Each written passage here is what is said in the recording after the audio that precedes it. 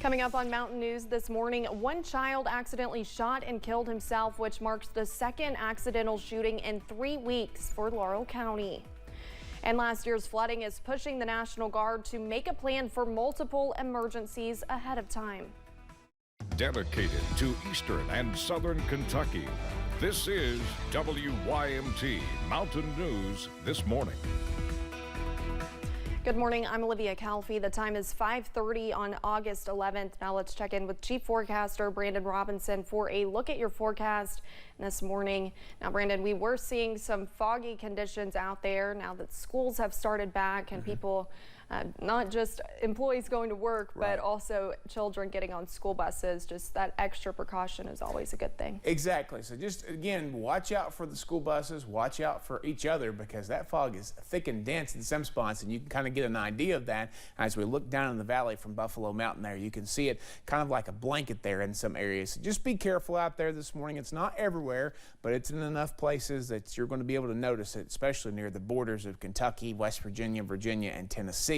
And in Virginia there, we're looking at our coolest temperature in the region at Clintwood, 60 degrees, and then our warmest temperature out there into parts of southern Kentucky there, Monticello at 70. But London's at 68. Who else was at 68 a little while ago? I think it was Harlem. They're down to 67 now. 66 Jackson, Prestonsburg, 64 Moorhead, Ashland, 66 Jacksboro, and 64 in Logan. Statewide, 68 Paducah, 73 the hot spot there in Louisville this morning, 64 across the river in Cincinnati, and 69 in the Tri-Cities. 85 this afternoon as the kids get back on the bus. It'll be about 84, but I think we'll top out around 85. Mainly dry. Can't rule out a stray chance for a passing shower or storm in the heat of the day, though. Olivia?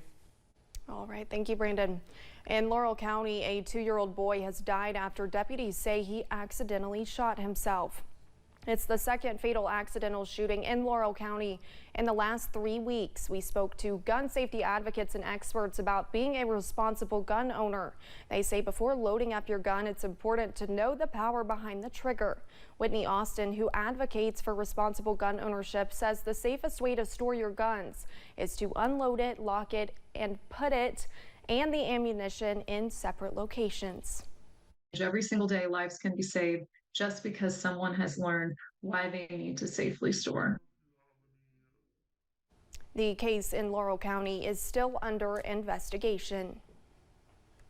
A northeastern Kentucky man has been brought into custody in connection to a woman found dead inside a home in Lewis County. Dispatch received information about the situation happening in the Garrison community Wednesday. During the investigation, detectives determined 20-year-old Damian Hebler of Garrison shot the woman, who later died from her injuries. Hebler was charged with murder and was taken to the Greenup County Detention Center. State police are investigating a reported stabbing in Pike County after receiving a 911 call Wednesday. Investigators with KSP responded to a home on Marrowbone Creek Road in Elkhorn City and confirmed they found a man with a stab wound. Following the investigation, officials say 42-year-old Jeffrey Coleman of Shelbyana had non-life-threatening injuries from the stab wound and was taken to the hospital for treatment. Whitley County continues to work to combat the opioid epidemic. Wednesday, the Commonwealth's attorney announced its first homicide conviction in an overdose death. A judge sentenced a man who admitted to selling drugs to a victim that resulted in their death. Jessica Umbro talked with the Commonwealth's attorney about the conviction. Commonwealth Attorney Ronnie Bowling says Whitley County is a community that has been gripped by opioids in the past, and now fentanyl has led his office to being zero tolerance with drug-related crimes. I'm not naive enough to say I'm going to fix the drug problem. I know better. But our job is to fight it as aggressively as we can head on. Bowling says fentanyl has tightened its grip on Whitley County. This is a wonderful community. I mean, I live here by choice. It's a wonderful place to raise a family, excellent school systems, a very tight-knit, close community that you can really call home for your family and your extended family. And fentanyl has done its part in destroying that. And the message to fentanyl dealers is if you sell it to someone for their last time, it'll lead to jail time. If you're dealing in fentanyl, you will face homicide charges if you cause deaths in this community. That's what's happened to Bruce Hudson. He pleaded guilty to second-degree manslaughter and drug charges after a victim he sold drugs to died as a result. Bowling says the tight community makes it hard for sellers to hide. We're still a small community, if you're known as a fentanyl dealer, it's kind of hard to rest easy here because law enforcement knows to look at you at all times. And that despite the conviction being the first in the county, there's no time for celebration. Because at the end of the day, it's really nice to, say we got a conviction and it's the first of its kind and hopefully many more to follow, but a family still buried a loved one. In Williamsburg, Jessica Umbro, WKYT. While Hudson will have to serve at least half of his sentence, Bowling says this is not a standard sentence and will change from defendant to defendant. The Laurel County Sheriff's Office is looking for a car involved in a hit-and-run crash. The incident happened yesterday afternoon north of London on US 25. The vehicle is a black Ford Expedition or Explorer with chrome center caps. If you have any information on this, you are asked to call the Sheriff's Office at 606-864-6600 or message them on their Facebook page. It is no secret that the Commonwealth has been hit with some historic natural disasters recently. Now the Kentucky National Guard is creating a way to prepare for disasters before the next one happens. WYMT's Madison Carmouche has more about the Guard's county outreach program. The Kentucky National Guard traveled to all 120 counties in the state to prepare specific emergency plans for each county. That's kind of the goal there was, hey, this is what we have, this is what we can offer you. Now tell us about your county so we can kind of get an idea of what we need to do, to prepare to be able to help your county.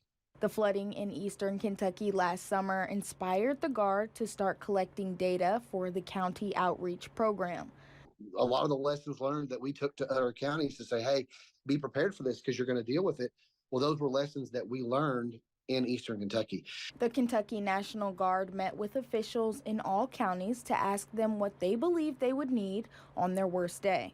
So that if we get a phone call at 4 in the morning and a large-scale tornado has hit, a county in Kentucky, we can pull our notes out and go, okay, we already know that they're going to be lacking in law enforcement. They need help. They may need help with law enforcement. First Sergeant Jason Rhodes says now that the surveys are complete, his team will hand the program to another team for the next steps.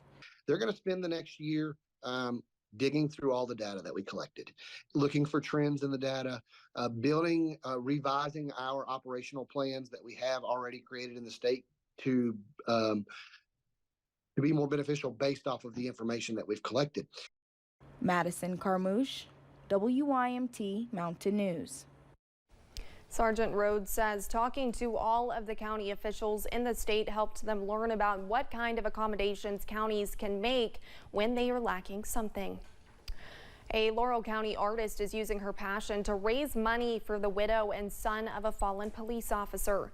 George Ellen Jackson is raffling off a painting she did of Officer Logan Medlock and his father at an art show in London this Saturday. Officer Medlock was killed in the line of duty last October. Jackson heard the crash that killed Medlock from her house that night. So the next morning, I found out who it was. It kind of bothered me because I've met him a few times before, and he's always been really nice, and stuck out to me.